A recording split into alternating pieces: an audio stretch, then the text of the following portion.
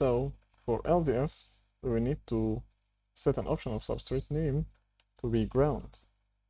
Okay.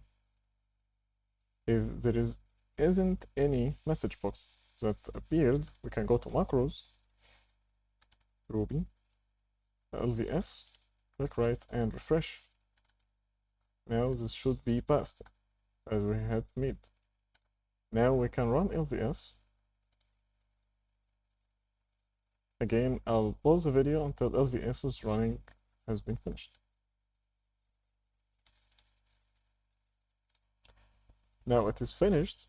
We can see the results here are clean.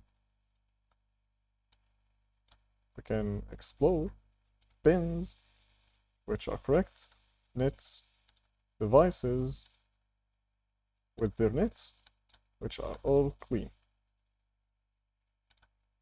This is a tutorial.